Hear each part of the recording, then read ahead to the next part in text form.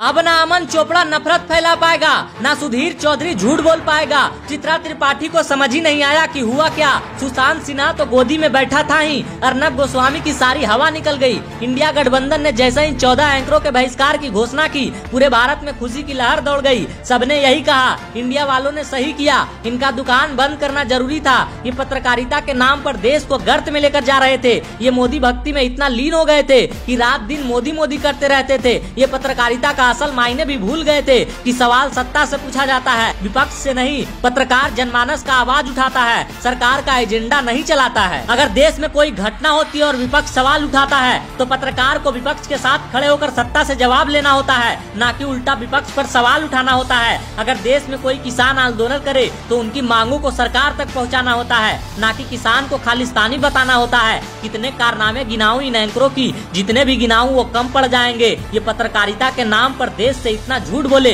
कि देशवासी भी इनसे परेशान हो गए। ये सत्ता के सामने झुकते झुकते इतना गिर गए कि रेंगने लायक भी नहीं बचे। अब एक बार ये समझ लेते हैं कि देश में तलवे चाटने वाली पत्रकारिता की शुरुआत हुई कब से। वो साल 2014 था। देश में उस समय महंगाई और बेरोजगारी अपने चरम सीमा पर थी। 2014 से पहले देश ने इतनी महंगाई और बेरोजगारी कभी नहीं देखी थी। जब भी टीवी ऑन करो सिर्फ महंगाई और बेरोजगारी की बातें चलती रहती थी। सभी एंकर सत्ता से इस महंगाई और बेरोजगारी पर सवाल पूछते थे। तभी 2014 का लोकसभा चुनाव आ गया और बीजेपी ने अपने तरफ से नरेंद्र मोदी को प्रधानमंत्री का उम्मीदवार बनाया। नरेंद्र मोदी देश से महंगाई और बेरोजगारी खत्म करने का वादा कर दिए। इसके बाद देशवासियों ने बीजेपी को प्रचंड बहुमत से सत्ता में ला दिया। 1 साल बीत गया, 2 साल बीत गया, 3 साल बीत गया, लेकिन महंगाई और बेरोजगारी कम होने के बजाय बढ़ते ही रही। विपक्ष सत्ता से सवाल पूछने लगा कि महंगाई और बेरोजगारी का क्या हुआ, आपने कम करने का वादा किया था, अभी तक एक भी वादा क्यों नहीं पूरा हुआ। तभी टीवी एंकरों में एक बदलाव देखने को मिला। जिन एंकरों का काम सरकार से सवाल पूछना था वो सरकार का बचाव कर रहे थे,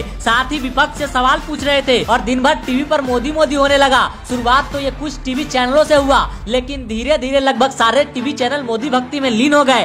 टीवी पर से आम जनमानस का मुद्दा ही गायब हो गया। अब जब भी टीवी ऑन करो, हिंदू मुसलमान, Hindustan Pakistan, Modi is the boss, ऐसे ऐसे मुद्दों पर डिबेट होने लगा। विपक्ष का कोई प्रवक्ता महंगाई बेरोजगारी पर सवाल पूछे तो उसका या तो ऑडियो डाउन कर दिया जाए या उससे 1947 और 1977 का कोई जवाब मांगा जाए। यानी टीवी एंकर्स घोषित रूप से बीजेपी का प्रवक्ता बन गए थे और जो टीवी एंकर्स डिबेट नहीं करवाते वो सरकार से सवाल पूछने के बजाय महंगाई और बेरोजगारी के फायदे गिनाते। कुछ तो अपने सोच में मुसलमान को खुलेआम जिहादी बताते। यानी ये एंकर्स पत्रकारिता के नाम पर बीजेपी का प्रचार कर रहे थे या ये कहें तलवे चाट रहे थे, क्योंकि पत्रकार का काम सरकार से सवाल करना होता है, सरकार से उस मुद्दे पर सवाल पूछना होता है जो जनमानस से जुड़ा है, ना कि सरकार के तलवे चाटना होता है। बाकी आपको क्या लगता है, इंडिया गठबंधन का ये फैसला सही है या गलत? कमेंट करके जरूर बताएं।